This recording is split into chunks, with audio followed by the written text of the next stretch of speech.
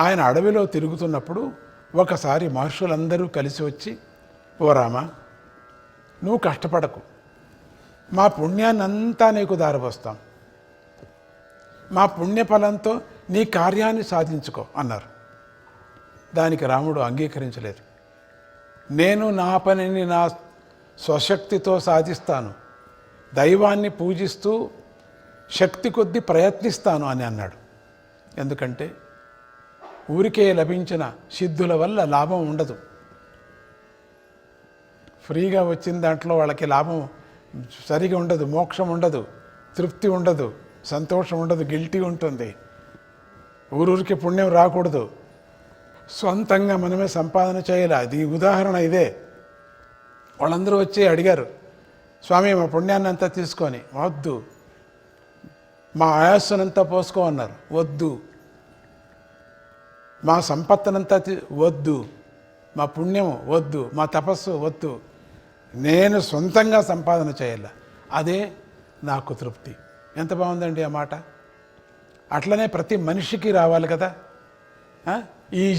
Easy money, ఒకరిని తిట్టడం, అట్లా డబ్బు సంపాదించేయటం, ఒకరిని భయపడించటం, డబ్బు సంపాదించేయటం, అదేం బాగుందండి? బాగలేదు కదా. అవి ఇంకొకరి పుణ్యం కొట్టేయటం బాగుందండి? లేదు. ఇంకొకరు గంటు కొట్టేయటం, అది ప్రయోజనం లేదు. ఊరికే లభించిన సిద్ధుల వల్ల లాభం ఉండదు. పైగా అవి ఎంతో కాలం నిలువవు. ఎప్పుడైనా సరే కష్టపడి సాధించినదే నిలుస్తుంది అని తన కృషి ద్వారా రాముడు లోకానికి తెలిపాడు. అలా ధర్మంగా నడిచాడు కాబట్టే రాముడికి గంధర్వుడైన కబంధుడు కూడా సహాయం చేశాడు. ఒక మంచి స్నేహితుడి గురించి చెప్పి అతడి జాడను తెలిపాడు. దారిలో ఉన్నటువంటి శబరిమాత గురించి కూడా చెప్పాడు. శబరిమాత రాముడికి పండ్లు పెట్టి ఆకలిని తీర్చి సేవ చేసుకుంది కూడా. తర్వాత చపల స్వభావం గల కోతులు కూడా రాముడి మాట విన్నాయి. ఒక త్రాటి మీదే నడిచి గొప్ప పనులు చేశాయి, రామానుగ్రహాన్ని పొందాయి. రెక్కలు లేని సంపాతి అనే పక్షి రామకార్యానికి సహాయం చేసి తిరిగి రెక్కలు పొంది ఎగిరిపోయింది.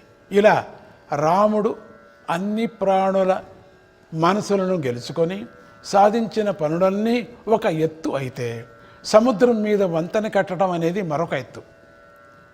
అది అతి గొప్ప పని. అంటే దానిని ధర్మాత్ముడైన రాముడు కట్టి చూపించాడు. కనుకనే అన్ని పురాణాలలో రామకథ ప్రసక్తి వచ్చినప్పుడు రాముడు నీరధిపై వారిది కట్టాడు అనే మాట తప్పనిసరిగా ఉంటుంది. అలాగే కవుల కావ్యాలలో కూడా ఈ మాట తప్పకుండా ఉంటుంది. వారు రాముడి యొక్క కోరిక ప్రకారంగానే నడుచుకొని ఎంతోమంది రాక్షసులను వధించారు, ఎన్నో ఘనకార్యాలు చేసి రాముడికి విజయాన్ని అందించారు, రాముడికి ఆనందం చేకూర్చారు. అంతటి అద్భుత శక్తి గల శ్రీరాముడు